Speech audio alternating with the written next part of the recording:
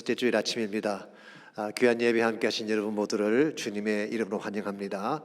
이제 우리 마음을 정돈하시고 다 함께 기도하심으로 2021년 4월 18일 주일 예배를 하나님 앞에 드리시겠습니다.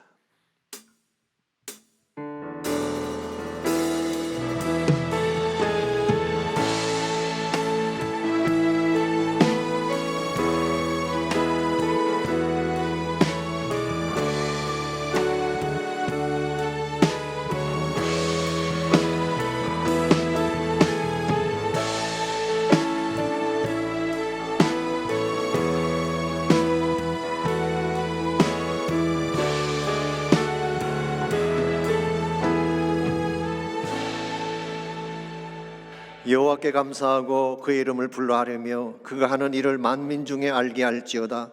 그에게 노래하며 그를 찬양하며 그의 모든 기이한 일들을 말할지어다. 그의 거룩한 이름을 자랑하라. 여호와를 구하는 자들은 마음이 즐거울지로다. 아멘. 하나님 감사합니다. 이 거룩한 주일 아침 주님의 영광된 보좌 앞에 나오게 하셔서 전심을 다하여 예배하게 하시니 감사합니다. 이 예배가 하나님 앞에 큰 영광이 되게 하시고 또 함께한 우리 심령마다 주의 임재와 거룩함이 체험되어지는 귀한 아침 되게 축복하여 주시옵소서. 예수님의 이름으로 기도하옵나이다. 아멘.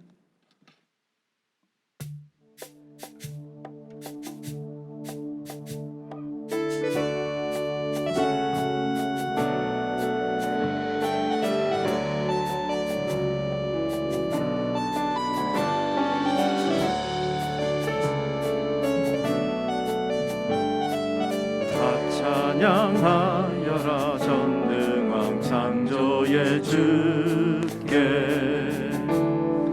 내보나 주 찬양 평강과 구원의 주님 성도들아 주 앞에 이제 나와 즐겁게 찬양하여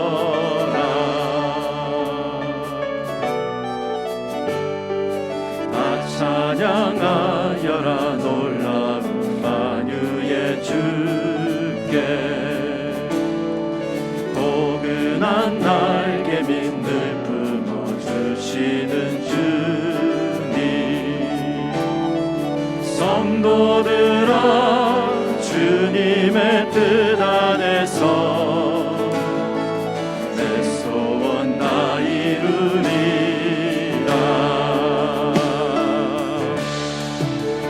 찬양해 내 영혼 기뻐하며 찬양해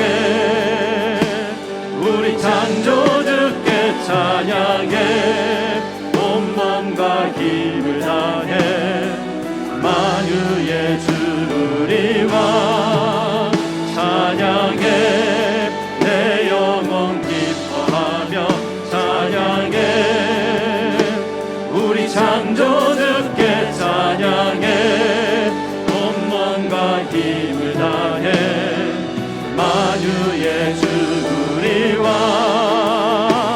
찬양해 구원의 하나님께 찬양해 영광과 존귀 능력 찬양해 왕 되신 하나님께 기쁨으로 찬양해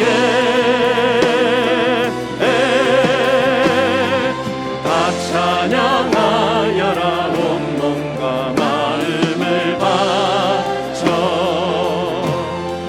이 세상 만물이 주 앞에 다 나와 찬양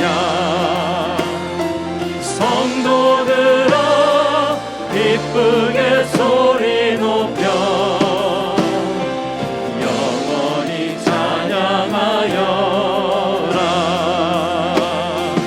성도들아 기쁘게 소리 높여 영원히 찬양하여라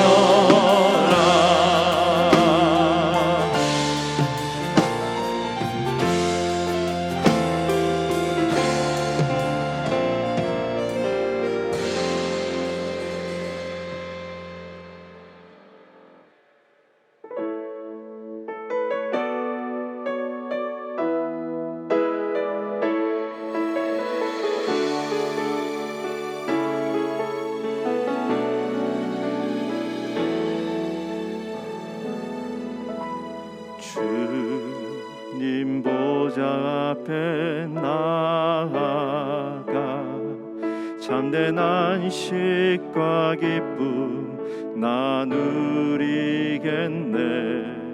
경배하며 주의 얼굴 구할 때 신실하신 주님 찬양해. 주님 보좌 앞에 나아가 참된 안식과 기쁨 나누리겠네. 경배하며 주의 얼굴 구할 때 신실하신 주님 찬양해. 신실하신 하나님, 신실하신 주,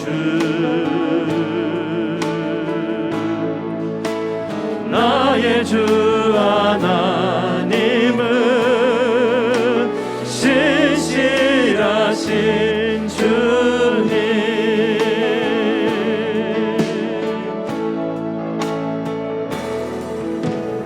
기도 들으시는 하나님, 폭풍 속에 내 등불 내 노래시라. 주의 날개 아래서 내 맘 쉬리니 신실하신 주님 찬양해. 신실하신 하나님, 신실하신 주, 나의 주 하나님은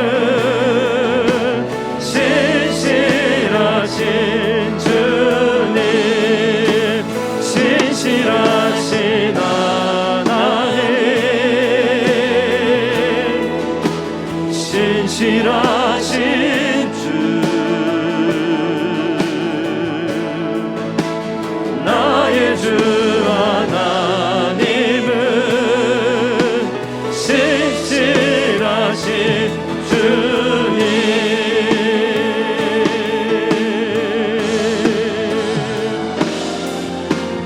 평화 내려주신 하나님, 나로 고통받는 자를 위로하게 하소서.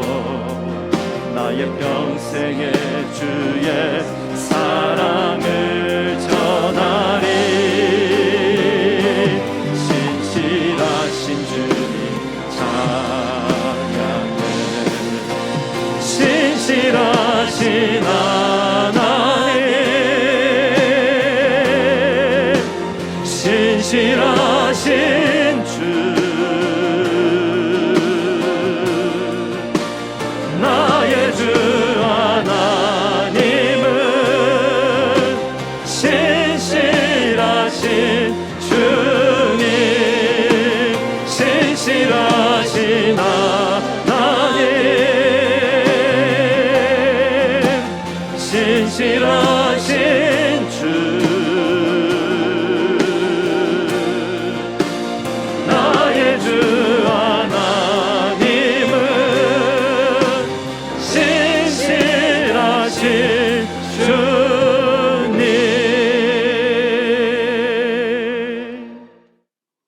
하나님 아버지, 한 주간도 죽음을 이기신 예수 그리스도의 부활을 신앙으로 생명의 길을 걷게 하시니 감사합니다. 세상에 속한 모든 것들과 그 속에 살아가는 인생들도 이내 지고 사라지고 말지만 그러나 영원히 시들지 않는 생명의 근원 예수 그리스도가 우리 삶의 주인 되시니 참으로 감사를 드립니다. 죄인된 우리를 자녀 삼으셔서 모든 죄의 속박과 사슬로부터 자유케 하신 주님, 아버지 집에 거하시는 성삼위 하나님의 높으신 은혜를 찬양합니다. 이제 주님의 영광된 임재 속에 우리를 예배자로 불러주신 주님 앞으로 이 시간 나갈 때 온 마음과 뜻을 다한 고백으로 주께 경배하며 신령과 진정을 다해 새 영으로 드려지는 예배가 될 수 있도록 성령님 이 자리에 친히 좌정하여 주시옵소서.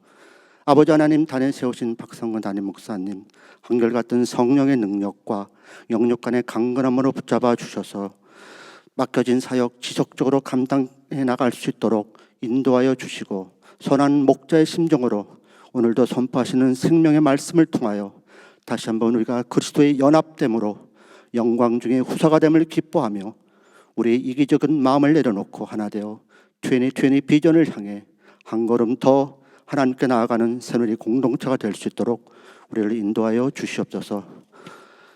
계속되어지는 여호수아 강해를 통해 명령하신 말씀에 순종함으로 주님을 신뢰하는 법을 알게 하시고, 주님을 신뢰함으로 주의 담대함으로 나올 때 이스라엘 백성에게 허락하신 가나안의 정복 정쟁이 그들의 방식이 아닌 철저한 하나님의 방식으로 이끌어 가시는 주님의 손길임을 기억하게 하신 것 같이, 아버지 하나님, 세상이라는 거대한 바위에 우리 앞을 가로막고 있는 현실 앞에 세상과 타협과 순종하는 것이 아니라 담대히 맞서 싸우게 하셔서 세상 앞에 서 있는 우리 모두에게 이 전쟁이 우리에게 속한 것이 아니오 하나님께 속해 있음을 깊이 깨닫는 은혜 시간 되게 하시고, 주님 가나안 땅 정복을 넘어 하나님 나라의 회복을 위해 그 선한 목적을 위해 담대함으로 끝까지 맡겨진 선교 사명을 감당해 나가길 우리 모두 결단하며 나오는 은혜 시간 되게 하여 주시옵소서.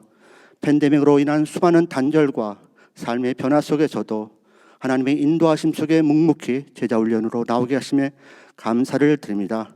참여하는 모든 분들이 훈련을 통해 복음의 능력을 힘입어 주님이 어떠한 분인지를 분명히 아는 만큼 주님은 환경과 상황에 매이지 않는 풍성한 믿음의 삶 살게 하시고, 부흥과 회복과 섬김의 통로로 쓰임받아 아버지에게 지 못한 팬데믹 상황 속에 지치고 무너진 공동체, 우리의 양무리와 극우를 다시 세워나가는 참된 주님의 제대로 쓰임받게 하여 주시옵소서. 다음 세대를 위한 우리의 간절한 기도와 섬김을 통해 자라나는 영혼들이 어릴 적부터 세상의 소리와 주님의 음성을 구별할 수 있는 지혜를 허락하여 주시고, 말씀에 가까이 하는 삶을 통하여 주님을 알아가고 주님을 닮아가기 소망하는 마음으로 가득 차게 도와주셔서 하나님을 아는 것과 믿는 것과 행하는 일이 하나 되어 온전한 사람을 이루어 그리스도의 장성한 분량이 충만한 데까지 살아나는 귀한 자녀들이 될 수 있도록 주님 축복하여 주시옵소서. 여름 단기 선교 사역의 문이 다시금 활짝 열어주셔서 부활의 복된 소식을 전하는 귀한 일에 많은 지체들이 동참하게 하시며, 오늘도 국내외 현지에서 계신 선교사님 위해 기도할 때 막혀있던 선교문이 활짝 열리는 역사를 체험케 하시고, 잃어버린 영혼 구원 사역에 주님이 다시 오시는 그날까지 풍성한 열매로 주님께 영광을 돌리게 하여 주시옵소서. 본격적인 여름 단기 선교 사역을 준비하는 각 팀마다 지혜와 명찬을 더해 주셔서 준비케 하시고, 각 팀마다 필요한 귀한 일꾼들로 채워 주시옵소서. 아버지, 유동적인 상황이지만은 주님께서 친히 인도하여 주실 줄 믿습니다. 주님, 이 시간 예수님의 십자가 사랑을 의지하여 살아계신 주님 앞에 섭니다. 이 땅 위에 주와 같은 분은 없습니다. 우리 영원하신 왕이신 주님 앞에 주의 공로 의지하여 나올 때 주님 이 예배를 기쁨으로 받아주시고 주님 홀로 영광 받아 주시옵소서. 부활의 생명 되신 예수 그리스도의 이름으로 기도드립니다. 아멘.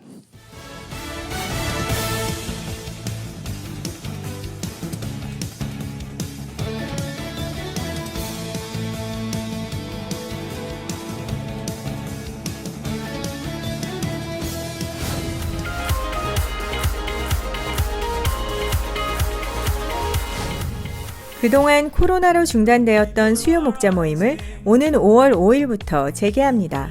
먼저 목자들이 영적으로 재충전의 시간을 갖고 주님께서 맡겨주신 양들을 위하여 기도하는 시간을 가질 것입니다.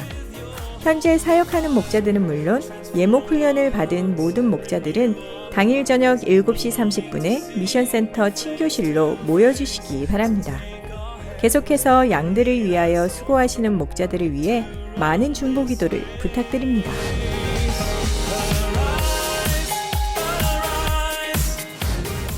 매주 월요일부터 토요일까지 새벽 5시 30분에 새벽 기도회가 진행되고 있습니다. 미션센터 지하 주차장에 주차하시고 본당으로 올라오셔서 새벽 기도회에 참석하시기 바랍니다. 무너진 삶의 터전이 회복되고 코로나로 지친 영혼이 은혜의 담비로 새롭게 힘을 얻는 계기가 될 것입니다.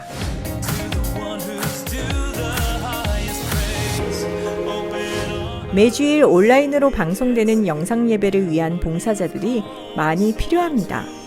아래의 분야에 함께 섬길 수 있는 분들은 안내석이나 담당자에게 말씀해 주시기 바랍니다.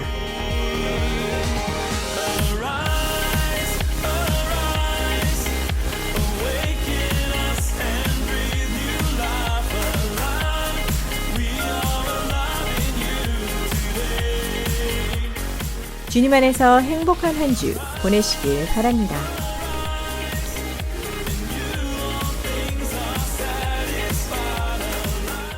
귀한 예배 함께 하신 여러분 모두를 다시 한번 주의 이름으로 환영합니다. 오늘 예배에도 새로운 얼굴들이 많이 보이는 것 같습니다. 반갑습니다. 축복합니다. 예배를 통한 은혜가 넘치시기를 바랍니다. 또한 가정에서 또 처소에서 온라인으로 예배하시는 모든 분들에게도 동일한 축복이 함께 하시기를 축원합니다. 광고에서 보신 것처럼 그동안 약물이 모임이 부분적으로 제한적으로 모임을 갖긴 했습니다만은 이제는 본격적으로 모여야 될 그런 시기가 된 것 같습니다. 그래서 좀 적게 모이더라도 5월 5일 수요일부터 수요 약물이 목자 모임을 시작하려고 합니다. 그래서 우리 지난번 모였던 것 같은 장소입니다. 우리 방역과 좌석 배치, 마스크 준비를 철저하게 할 계획이니까 여러분께서 가능하신 모든 목자님들은 꼭 오시기를 바랍니다. 주일 온라인 예배가 어느 때보다 소중한 그런 때가 됐습니다. 그러다 보니까 많은 일꾼들이 필요합니다. 그래서 광고에서 보신 것처럼 영상 촬영, 편집, 또 음향, 심지어 찬양팀도 여러분이 정말 더 많이 참여해 주시면 더 아름다운 찬양을 드릴 수 있을 것 같습니다. 주일학교 교사들도 많이 필요합니다. 여러분께서 우리 자녀들을 위한 기도도 해주시고 또 헌신도 해주시기를 바랍니다. 우리 그 외 나머지 광고들 잘 참조하셔서 함께 해주시기 바랍니다. 이 시간 하나님 앞에 올려드릴 예물을 놓고 위에서 함께 기도하겠습니다. 좋으신 하나님 감사합니다. 환난 가운데도 우리를 지켜주시고 또 악한 자의 올무에서 건져주시는 좋으신 하나님께서 지난 한 주간의 우리 삶의 터전을 보호해 주시고 자녀들과 가정을 지켜주신 것 감사합니다. 이 시간 주님 앞에 예배하는 가운데에 우리 마음과 정성을 담아 소중한 예물을 주님께 올려드립니다. 말씀에 순종해드리는 11조 헌물을 축복하시고 감사의 제목들, 선교를 위한 헌물들, 또 구제와 섬김을 위한 헌물들을 축복해 주셔서 주의 영광 위에 쓰임받게 하여 주시고 그 물질의 근원을 복되게 하셔서 더 아름다운 것으로 하나님을 섬길 수 있는 모든 주의 백성들 가정 생업터 되게 하여 주시옵소서. 예수님의 이름으로 기도하옵나이다. 아멘.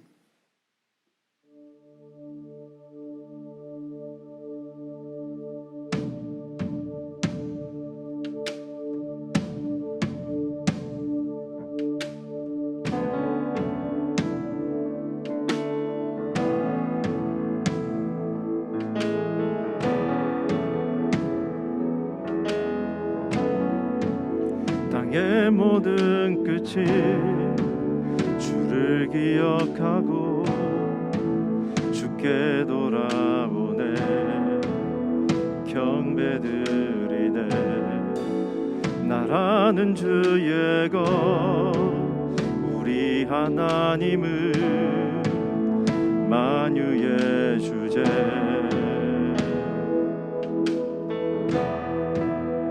모든 죄 위에 십자가 지셨네. 사망의 권세를 깨뜨리셨네. 생명은 주의 것 우리 하나님을 구원의 주인.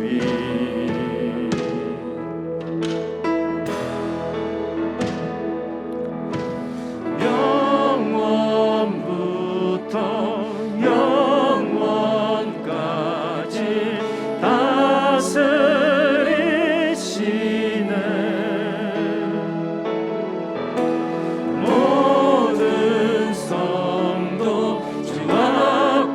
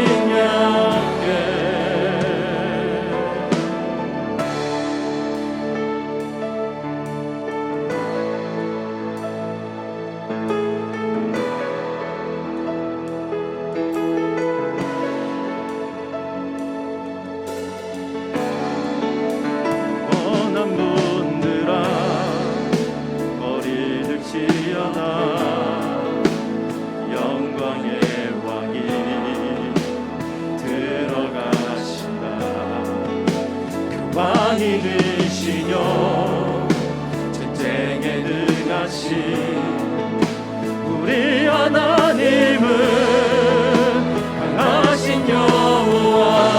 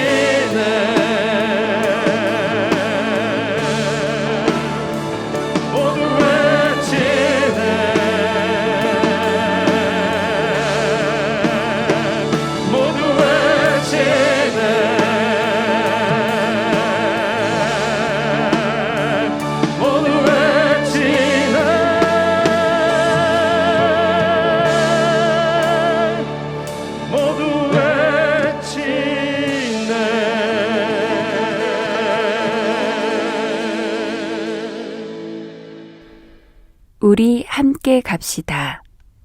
여호수아 1장 10절로 18절까지 말씀입니다. 이에 여호수아가 그 백성의 관리들에게 명령하여 이르되 진중에 두루 다니며 그 백성에게 명령하여 이르기를 양식을 준비하라. 사흘 안에 너희가 이 요단을 건너 너희의 하나님 여호와께서 너희에게 주사 차지하게 하시는 땅을 차지하기 위하여 들어갈 것 임이니라 하라. 여호수아가 또 르우벤 지파와 갓 지파와 므낫세 반 지파에게 말하여 이르되 여호와의 종 모세가 너희에게 명령하여 이르기를 너희의 하나님 여호와께서 너희에게 안식을 주시며 이 땅을 너희에게 주시리라 하였나니 너희는 그 말을 기억하라. 너희의 처자와 가축은 모세가 너희에게 준 요단 이쪽 땅에 머무려니와 너희의 모든 용사들은 무장하고 너희의 형제보다 앞서 건너가서 그들을 돕되 여호와께서 너희를 안식하게 하신 것 같이 너희의 형제도 안식하며 그들도 너희의 하나님 여호와께서 주시는 그 땅을 차지하기까지 하라. 그리고 너희는 너희 소유지 곧 여호와의 종 모세가 너희에게 준 요단 이쪽 해돋는 곳으로 돌아와서 그것을 차지할지니라. 그들이 여호수아에게 대답하여 이르되 당신이 우리에게 명령하신 것은 우리가 다 행할 것이요 당신이 우리를 보내시는 곳에는 우리가 가리이다. 우리는 범사에 모세에게 순종한 것 같이 당신에게 순종하려니와 오직 당신의 하나님 여호와께서 모세와 함께 계시던 것 같이 당신과 함께 계시기를 원하나이다. 누구든지 당신의 명령을 거역하며 당신의 말씀을 순종하지 아니하는 자는 죽음을 당하리니 오직 강하고 담대하소서. 아멘. 오늘 우리가 사는 이 시대에는 이기적 개인주의가 팽배해 있습니다. 이것은 우리의 사회를 좀 먹는 독소와 같은 것이죠. 이웃이나 다른 사람은 고려하지 않고 나만 배부르면 된다는 잘못된 정서이기 때문에 그렇습니다. 그러나 만일의 경우 우리가 자기중심적인 생각을 내려놓고 다른 사람들을 배려하고 베풀게 된다면 어떻게 될까요? 이 땅은 훨씬 더 아름답고 밝게 변할 것입니다. 제가 얼마 전 어떤 분이 보내준 이메일을 통해서 재미있는 글 하나를 받아보았습니다. 어느 산골의 외상값이라고 하는 제목의 글이었습니다. 이 관광객을 대상으로 살아가는 산골 마을이 있었습니다. 그런데 코로나 때문에 손님들의 발길이 뚝 떨어지고 맞았어요. 그러던 어느 날 드디어 여행객 한 사람이 민박집에 방을 잡고 20만 원의 숙박료를 지불한 것입니다. 이 돈을 받은 그 민박집 주인이 그동안 정육점에 밀렸던 외상값이 있는 것을 생각하고 외상값을 갚기로 했습니다. 그래서 정육점으로 달려가서 밀렸던 고깃값 20만 원을 갚았어요. 이 돈을 받은 정육점 주인이 생각해 보니까 세탁소에 밀린 돈이 있다는 것이 기억이 났습니다. 그래서 세탁소로 달려가서 그동안 밀려있던 세탁비 20만 원을 갚았습니다. 이 돈을 받았던 세탁소 주인은 식당으로 달려가서 그동안 외상으로 먹었던 밥값 20만 원을 갚았습니다. 이 돈을 받은 식당 주인은 민박집에 오래전에 차용했었던 돈이 기억이 나서 민박집으로 달려가서 빌려 쓴 차용금 20만 원을 갚았어요. 결국 돈이 순식간에 한 마을을 한 바퀴 돌고 돌아서 다시 민박집 주인에게로 돌아온 것입니다. 그런데 숙박하겠다는 그 사람이 방이 마음에 안 든다고 20만 원 돈을 달라고 해서 그 받은 20만 원을 주었어요. 근데 참 신기한 일이 하나 있습니다. 돈을 번 사람도 아무도 없고 돈을 쓴 사람도 아무도 없는데 근데 그 마을에는 빚을 진 사람이 한 명도 없게 됐어요. 신기하지 않습니까? 아무도 돈을 쓰지 않았는데 어떻게 마을 사람들의 빚이 다 없어지고 말았을까요? 그거를 쓰신 분이 그 이야기 밑에 이렇게 멘트를 달아 놓았습니다. 돈은 돌고 돌아야 돈이고 구름은 흘러가야 구름이듯이 우리가 가진 것을 베풀 때 세상은 아름답게 되는 법이다. 돈은 돌아야 돈이다. 참 기가 막힌 말 같지 않습니까? 우리 나의 것을 움켜잡아야지 축복이 온다고 생각을 하지만 실상은 그 반대라는 것입니다. 내 것을 내려놓고 베풀 때 참된 축복이 나누어지게 되는 것입니다. 전도서에도 유사한 말씀이 기록되어 있습니다. 전도서라는 이 성경은 여러분이 아시는 대로 세상의 모든 부와 영광을 가져보았던 솔로몬이 기록한 말씀 아닙니까? 그랬던 솔로몬이 전도서 11장 1절과 2절에서 다음과 같이 권면하고 있습니다. 너는 내 떡을 물 위에 던지라. 여러 날 후에 도로 찾으리라. 7에게나 8에게 나누어 줄지어다 그랬어요. 여기서 떡이라고 하는 것은 양식을 의미하는 것이죠. 혹은 물질을 상징한다고 말할 수가 있습니다. 자, 흘러가는 물에 물질을 던져버리면 어떻게 될까요? 그냥 떠내려가고 마는 것입니다. 나의 편에서 계산한다면 손해를 본 것이죠. 그런데 흐르는 강 밑에 누군가가 그 떡을 받아먹고 살게 된다면 그러면 됐다는 거예요. 그 결과 온 민족 전체가 그 떡을 같이 나눠 먹게 된다면 이게 축복이다라고 하는 것이 유대인들이 가지고 있는 가치관입니다. 나만 배부르게 잘 먹으면 된다가 아니라 우리 모두가 잘 먹어야 잘 사는 것이다 라고 하는 것이죠. 여기에 그들만이 가지고 있는 독특한 공동체 의식이 있습니다. 한 사람의 행복이 전체 행복이고 전체 행복이 나의 행복이라는 의식. 사실 이것이 지난 수천 년 동안 어디에 있던 유대인들을 하나로 만들었던 원동력이 된 것입니다. 이것이 사실은 성경이 말씀하고 있는 하나님 나라의 원리이기도 합니다. 하나님 나라는 모든 자들이 서로 지체가 되어서 더불어 살아가는 공동체를 의미하는 것입니다. 그래서 예수님께서 누가복음 17장 21절에서 이런 말씀하셨죠. 하나님의 나라는 너희 안에 있다 이렇게 말씀하셨어요. 이 말씀을 어떤 분은 그렇게 해석합니다. 아니라고 하니까 우리 개인의 마음속에 하나님 나라가 있다 그렇게 해석하지만 여기에 사용된 전치사 엔토스라는 전치사는 그런 뜻이 아닙니다. 이 전치사는 among 혹은 in the midst 너희들 한가운데 그렇게 번역해야 될 전치사입니다. 그러므로 하나님 나라는 너희 한가운데 임한다는 거예요. 너희 가운데 임한다는 것입니다. 이것은 하나님 나라의 공통제적 성격을 강조하는 말씀이라고 할 수가 있습니다. 그럼에도 불구하고 우리는 이기적이면서 개인주의적인 삶을 살아갈 때가 참 많습니다. 너무 오랫동안 자기중심적인 삶을 살아왔기 때문에 그렇습니다. 심지어 신앙생활을 오래 했다는 분들 중에도 나만 잘 되면 되는 것이고 나만 복받고 나만 천국 가면 된다고 하는 자기중심적인 영성을 가진 분들을 많이 만날 수가 있습니다. 근데 이것은 하나님이 기뻐하는 영성이 아닙니다. 우리 시야를 좁게 만들 뿐만 아니라 삶의 열매도 건강하게 만들 수가 없기 때문에 그런 것입니다. 그러므로 정말 여러분과 제가 하나님 나라 백성으로서 교회를 세우고 하나님 나라를 세우기를 원한다면 이기적 개인주의의 장벽을 넘어서야 되는 것입니다. 나만의 행복이 아니라 더불어 함께 누리는 행복을 추구하고 함께 동일한 목적을 향해 달려갈 수 있어야지 하나님 나라의 기쁨을 만드는 주역이 되는 것입니다. 그러므로 어떻게 하면 자기 중심적인 생각에 틀을 깨뜨려버리고 함께 하나님 나라 비전을 향해 달려갈 수 있을지 오늘 주신 본문을 중심으로 이것을 함께 정리해 보려고 합니다. 오늘 같이 읽은 본문의 말씀은 지난주에 이어서 가나안 정복의 준비에 대한 말씀을 기록하고 있습니다. 이스라엘 민족이 요단강을 건너가기 전에 먼저 확인하고 준비할 것들이 몇 가지가 있었는데 그 중에 한 가지가 지난주는 마음의 준비를 말씀드렸는데 오늘은 두 번째 시간 이 공동체에 대한 준비를 오늘 성경이 소개하고 있습니다. 11절과 12절을 보시면 여호수아는 먼저 관리들을 이스라엘 진중으로 보내서 두루다니면서 전쟁 준비를 할 것을 명령을 했죠. 양식을 준비하게 하고 사흘 안에 요단강을 건너간다고 하는 계획도 전달을 했습니다. 그리고 나서 13절을 보시면 루벤 지파와 갓 지파와 므낫세 반 지파에 대해서 이런 명령을 내리고 있습니다. 여호와의 종 모세가 너희에게 명령하여 이르기를 너희의 하나님 여호와께서 너희에게 안식을 주시며 이 땅을 너희에게 주시리라 하였나니 너희는 그 말을 기억하라 그랬어요.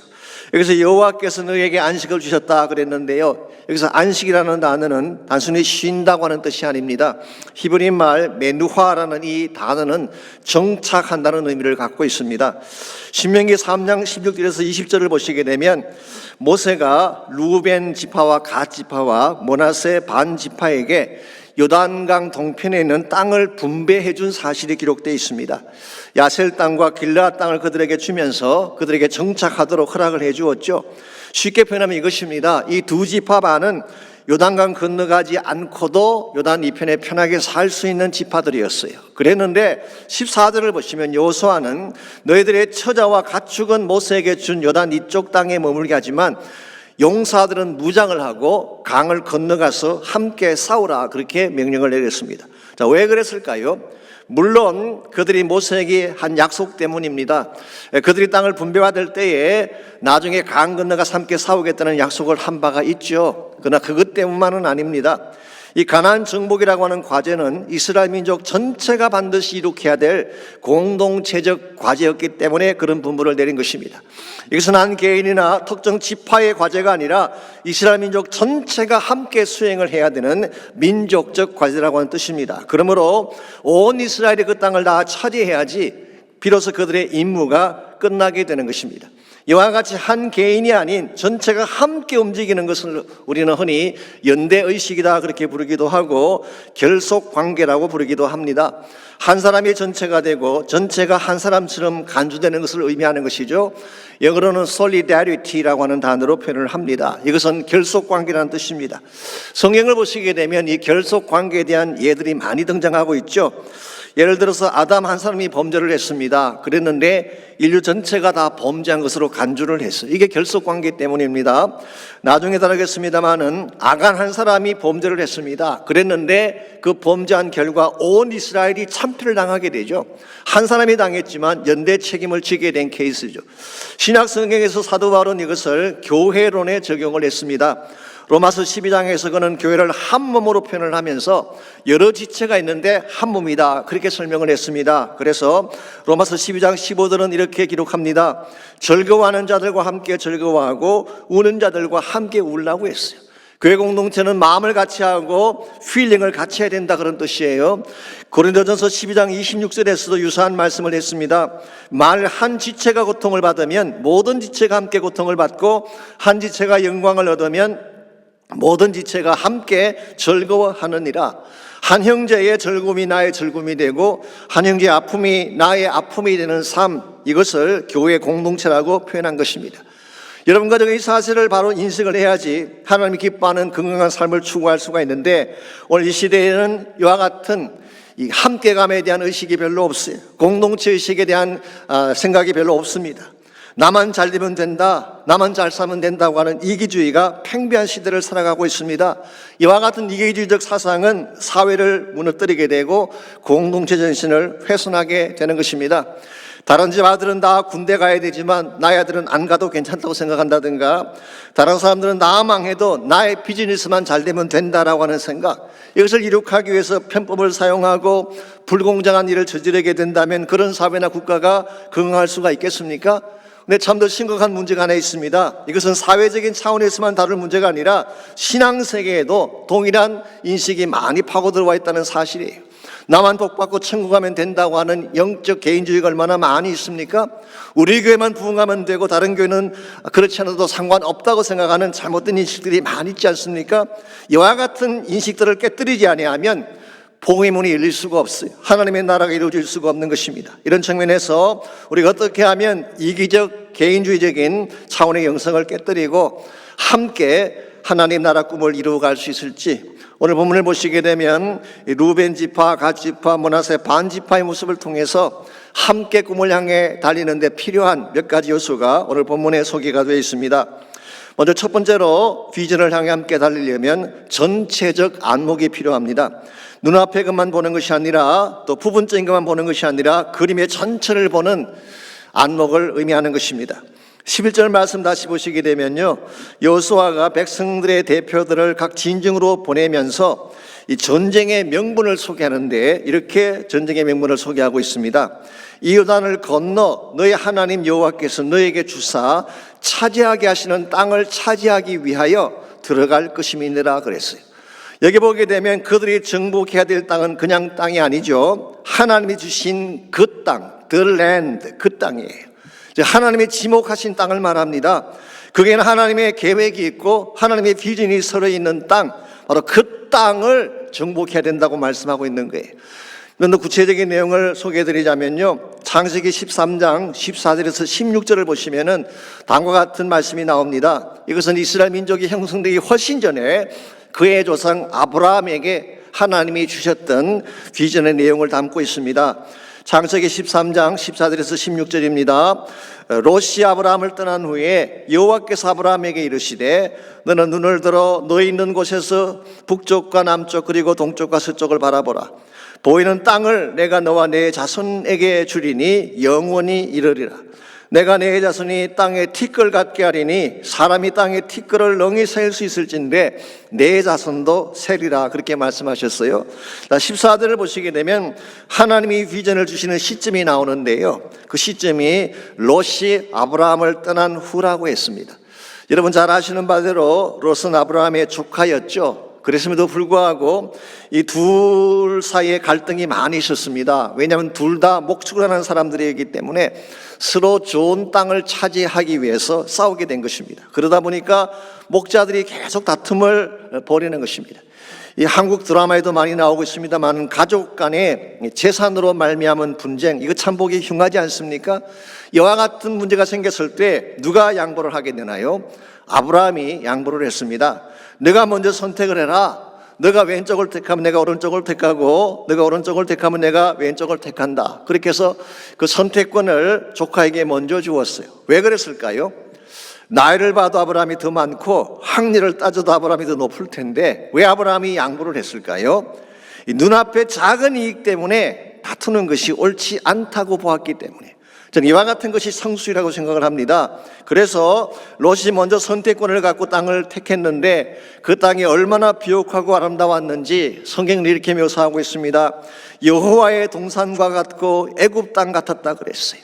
굉장히 비옥하고 아름다웠다 그런 뜻입니다. 그런데 그 땅이 결과적으로 어떤 땅이었나요? 소돔과 고모라 땅이었습니다. 쉽게 표현하면 롯에게는 안목이 없었어요. 눈앞의 이익만 생각했지 장차를 볼 수 있는 눈이 없었던 것입니다. 그런데 이 롯이 떠난 후에 하나님이 비로소 아브라함에게 진짜를 보여주시고 진짜를 주셨다는 뜻이에요. 여러분, 우리가 진짜 하나님의 축복을 받기를 원하면요, 나의 롯을 떠나 보내야 돼요. 나의 작은 이익을 내려놓아야지 그때 비로소 하나님이 주시는 비전이 보이는 것입니다. 그래서 하나님께서 눈을 들어서 동서남북을 바라보라. 보이는 모든 땅을 너와 내 자손에게 주겠다. 그리고 나서 16절에서 굉장히 위대한 말씀을 주시죠. 내가 내 자손이 땅에 티끌같이 같게 하리니 사람이 땅에 티끌을 능히 셀 수 있을진데 내 자손도 세게 되리라. 이 말은 엄청나게 많은 숫자의 후손들을 주겠다는 뜻입니다. 이게 소위 말하는 아브라함의 비전이고 하나님이 아브라함과 맺으신 언약의 내용이죠. 자, 그렇다면 이 비전의 궁극적 성취가 어떻게 이루어지나요? 예수님을 통해서 장차 하나님 나라가 이루어짐으로써 성취가 되는 것입니다. 어떤 분들은 이 말씀을 이스라엘 혹은 유대인들에 대한 적용으로 해석하기도 하지만 여러분 아시는 대로 유대인들이 땅에 티끌만큼 많았던 적은 없습니다. 지난주에도 잠깐 소개해드렸지만 현재 유대인들의 숫자가 세계 인구의 0.2%도 안 됩니다. 그러므로 이 말씀은 유대인들이나 이스라엘에게 주신 말씀이라기보다는 예수 그리스도로 말미암아 일어나게 될 복음 운동을 의미하는 것입니다. 여기에 하나님의 계획이 있고 하나님의 비전이 있어요.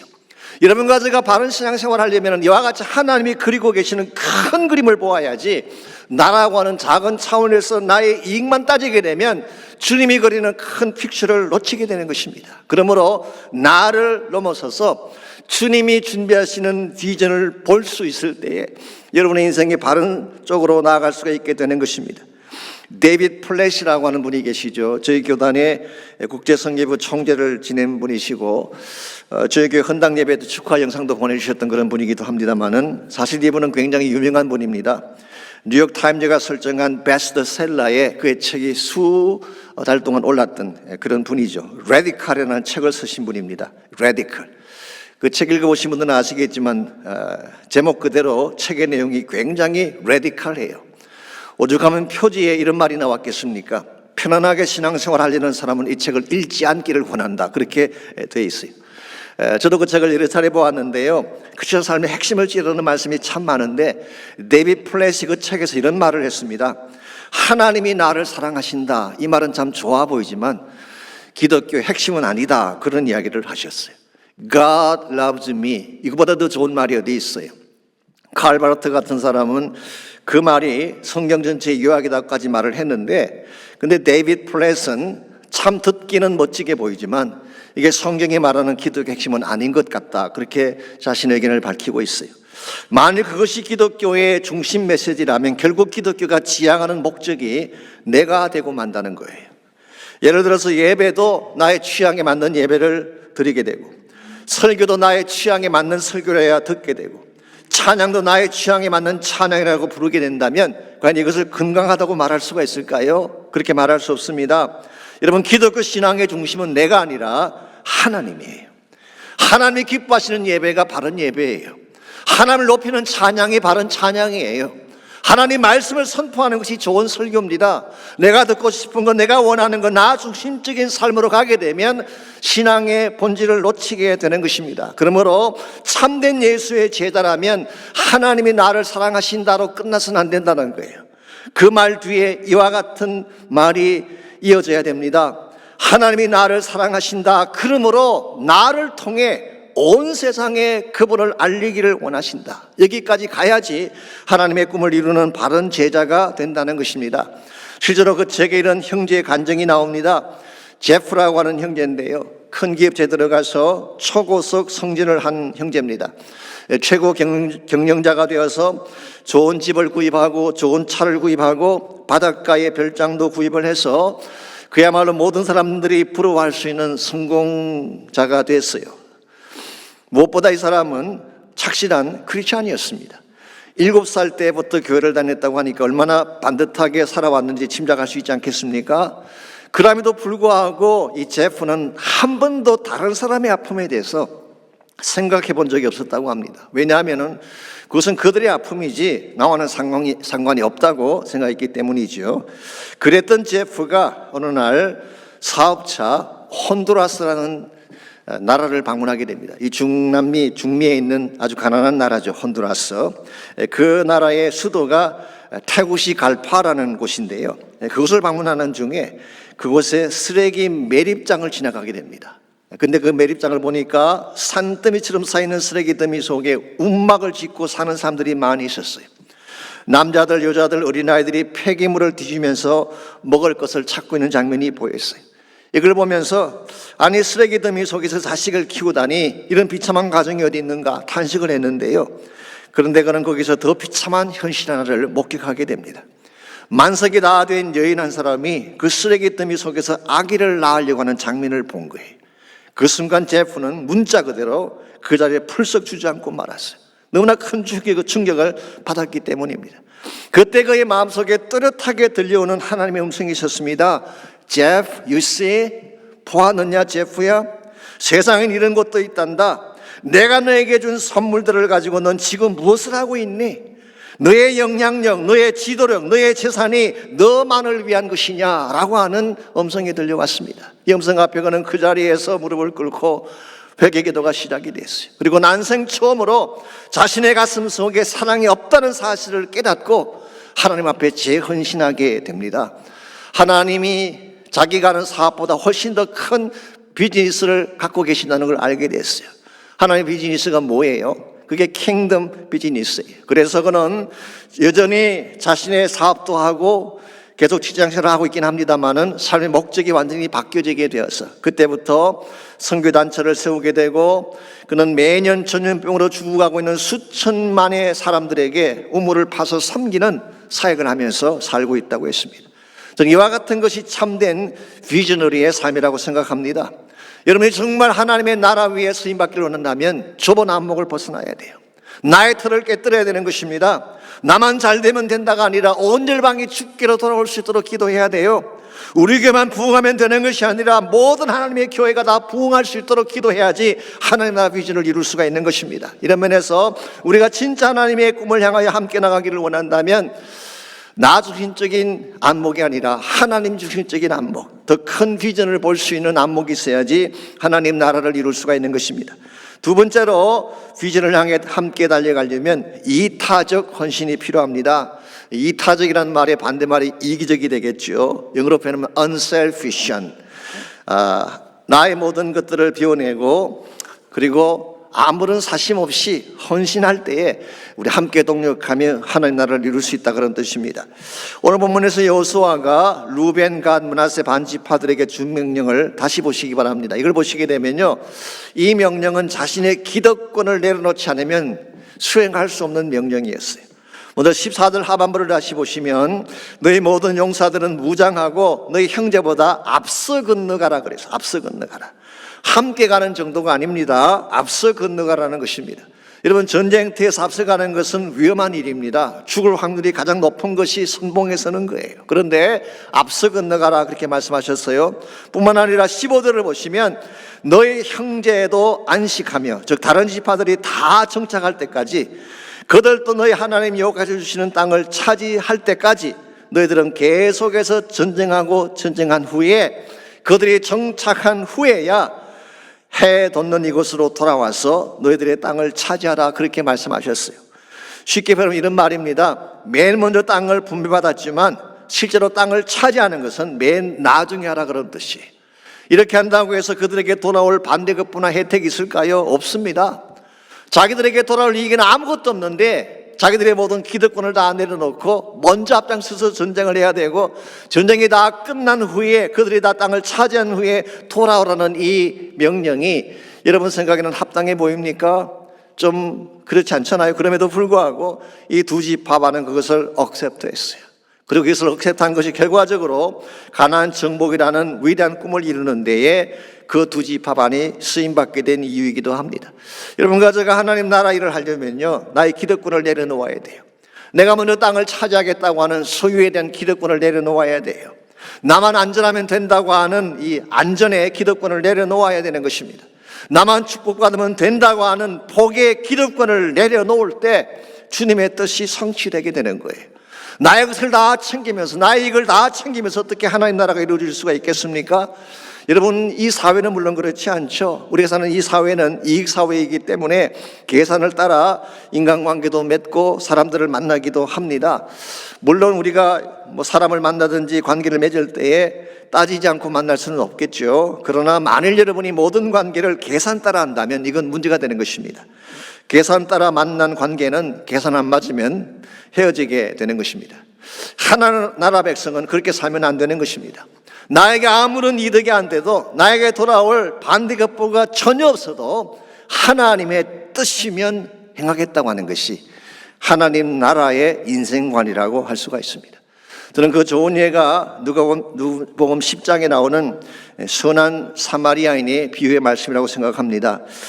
그 스토리 속에 나오는 사마리아인은 사실은 강도 만난 사람하고 아무 관계가 없는 사람이었어요. 일면식도 없고 친척도 아니고 이해관계가 걸리지도 않은 사람, 사실 그냥 지나가면 끝날 사람이에요.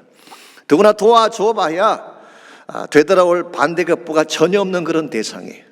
그럼에도 불구하고 사마리아인은 정성을 다해 도와주고 자신의 비용까지 물어주게 되죠. 왜 그랬을까요? 이유는 딱 한 가지예요. 이것이 하나님이 기뻐하시는 일이기 때문에. 예수는 이 비유를 말씀하신 후에 바로 이와 같은 자들이 우리 이웃이다 그렇게 말씀하셨어요. 나와 친한 자가 이웃이 아니라, 나와 이해관계가 걸린 자가 이웃이 아니라 힘든 가운데 처한 자가 나의 이웃이다. 그러므로 아무런 사심 없이 도와라는 것입니다. 여러분과 제가 진실로 정말 사심 없이, 반대급부에 대한 기대 없이, 아무 조건 없이 섬기고 돕기 시작한다면은 여러분과 저 때문에 하나님 나라가 펼쳐지게 되는 거예요. 수많은 자들이 주께로 돌아오게 되고 하나님의 계획들이 성취되게 되는 것입니다. 이런 면에서 우리가 하나님 나라의 비전을 위해 함께 달리기를 원한다면 1차적으로는 큰 그림을 봐야 돼요. 눈앞의 것만 보고 작은 이익에 매달리면 안 됩니다. 영원한 가치를 봐야 돼요. 하나님 나라라는 빅피처를 봐야 되는 것입니다. 두 번째는 나의 것을 기꺼이 내려놓을 수 있어야지. 그래야 하나님 나라가 진행이 되는 것입니다.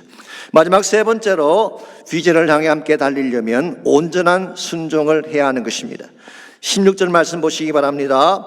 여호수아가 이와 같은 제안을 했을 때에 그들이 보였던 반응이 이렇게 기록되어 있습니다. 그들이 여호수아에게 대답하여 이르되 당신이 우리에게 명령하신 것은 우리가 다 행할 것이요 당신이 우리를 보내시는 곳에는 우리가 가겠습니다. 저기 영어 성경 봤더니 NIV 성경이 이렇게 번역이 되어 있습니다. Whatever you have commanded us, we will do. 뭘 명령하든지 다 하겠습니다. Wherever you send us, 당신이 나를 어디로 보내든지 we will go. 이게 사실은 온전한 순종이죠. 우리는 가끔 순종한다고 말하면서 선별적으로 순종할 때가 있죠. 내가 하고 싶은 것만 순종할 때가 있습니다. 내가 하고 싶은 것만 가겠다고 할 때가 있죠. 이와 같은 순종은 진짜 순종이 아니에요. 뭐라고 명령을 하시든지 어디를 가자고 하시든지 하나님이 분부하시면 가는 것이 순종이에요. 이와 같은 순종을 했을 때에 하나님의 진짜 역사가 일어나기 시작하고 그때 비로소 하나님을 경험하게 되는 것입니다.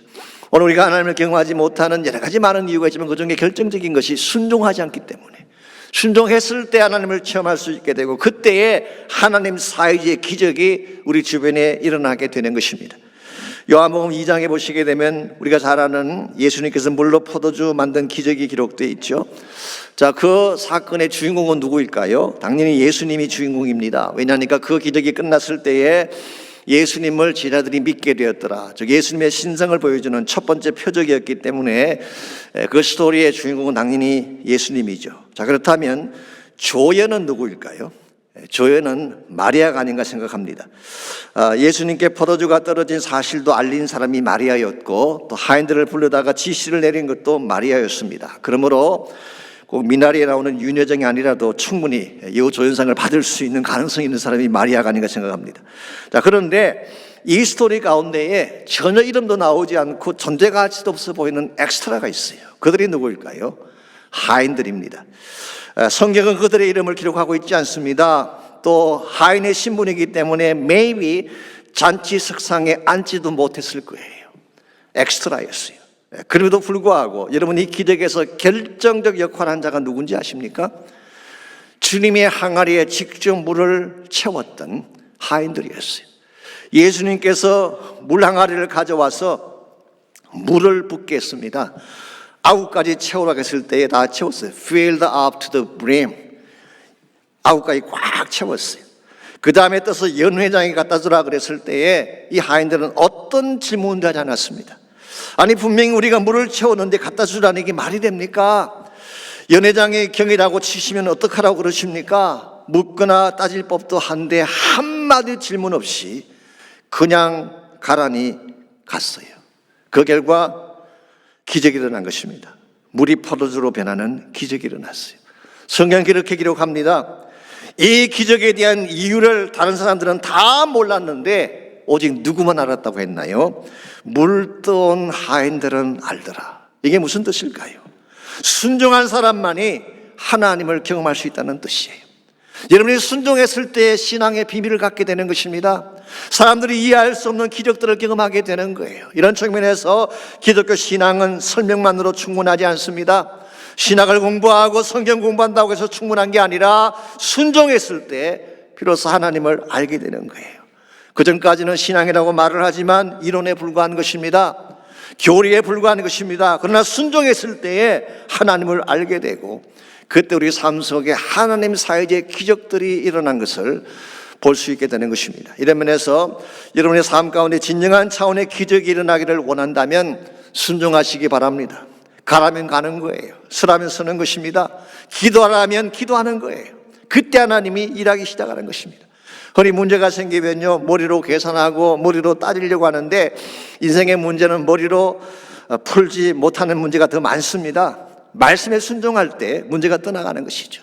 질병이 찾아왔을 때 두려워한다고 해서 질병이 떠나갈까요? 아닙니다. 말씀 붙잡고 기도할 때 하나님이 고쳐주시는 거예요.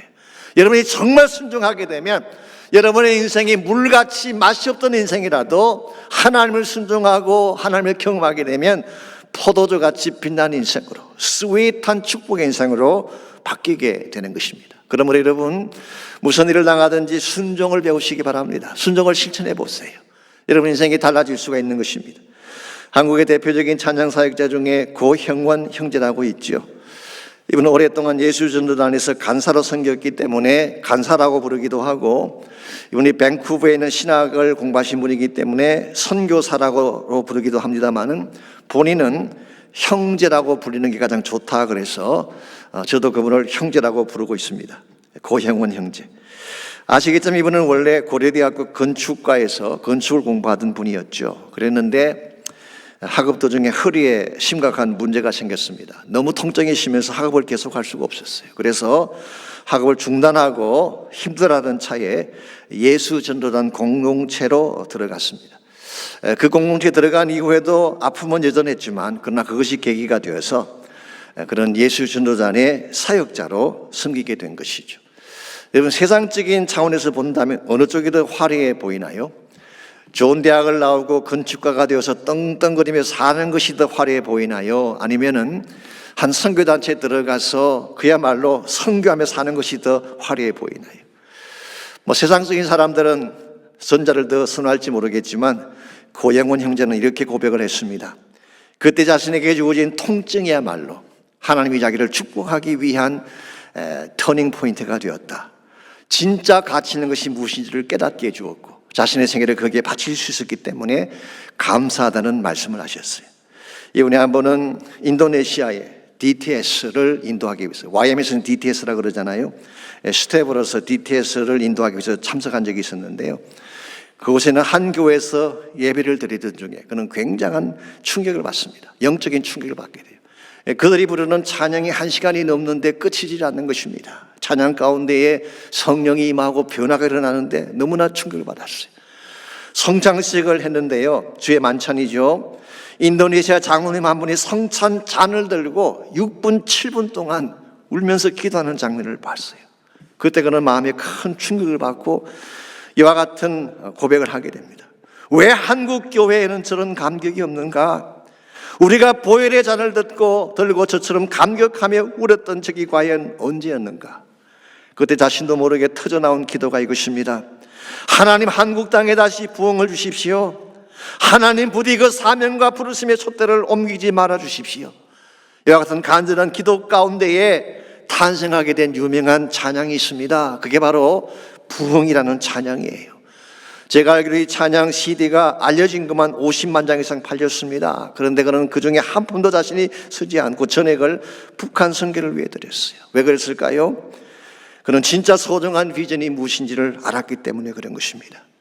사랑하는 성도 여러분, 참된 비전은 이 땅에서의 성공이 아닙니다. 하나님 나라가 성공이에요.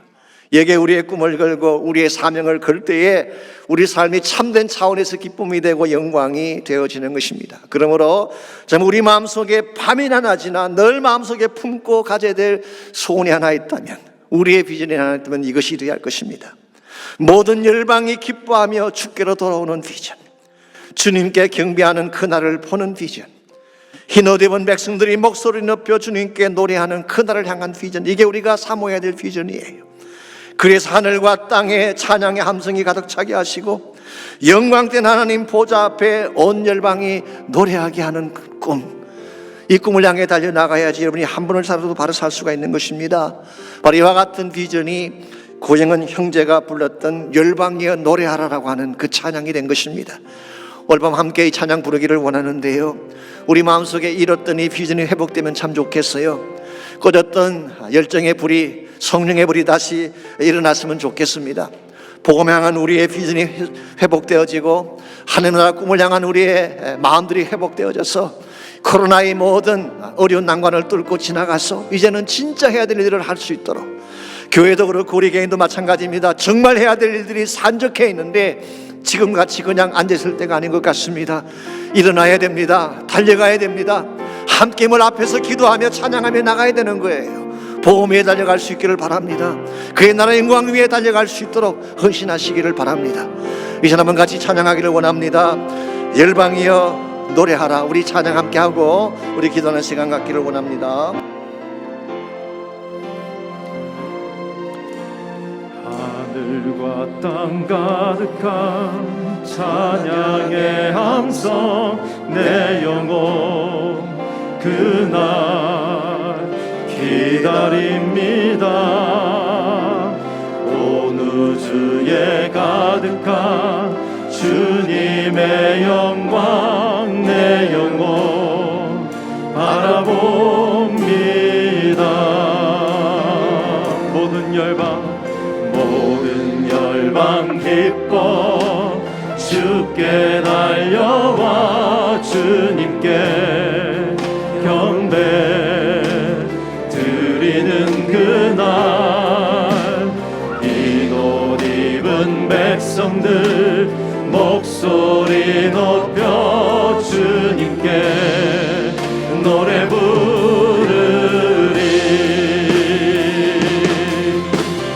영광 영광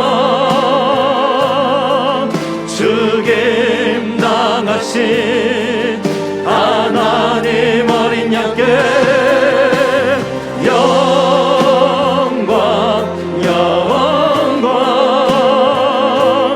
그 아들 주신 하나님께 영광 영광 영광 영광 주님 당하신 하나님 어린 양께 영광 영광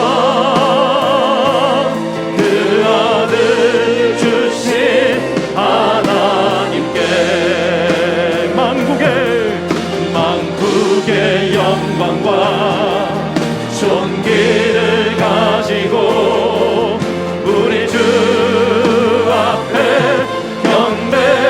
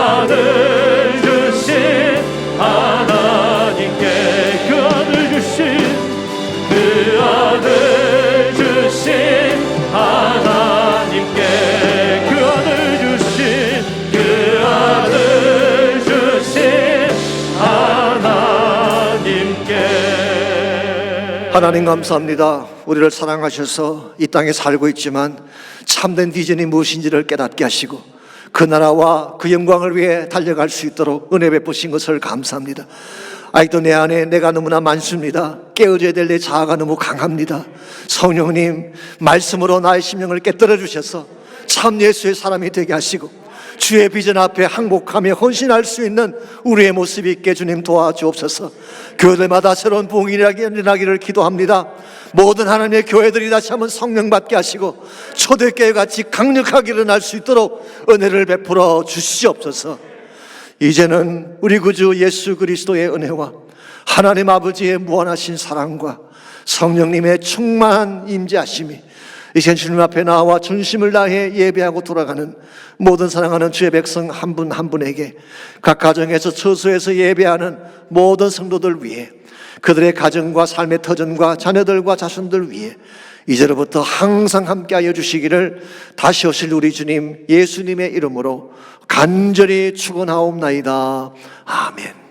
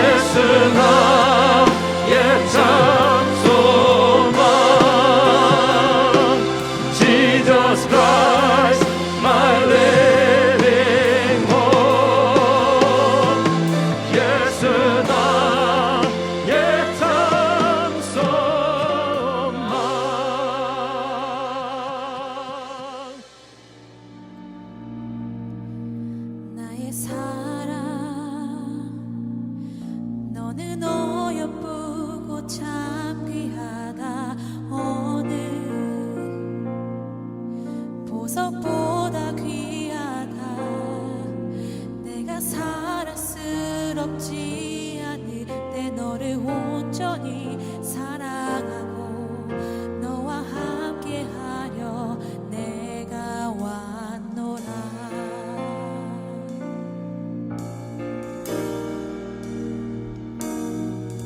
주의 사랑, 이 사랑은 결코 변치 않아. 모든 계절 돌보시네. 푸른 마르고 꽃은 시드나 주의 말씀은 진실해. 실수가 없으신 주만 바라라.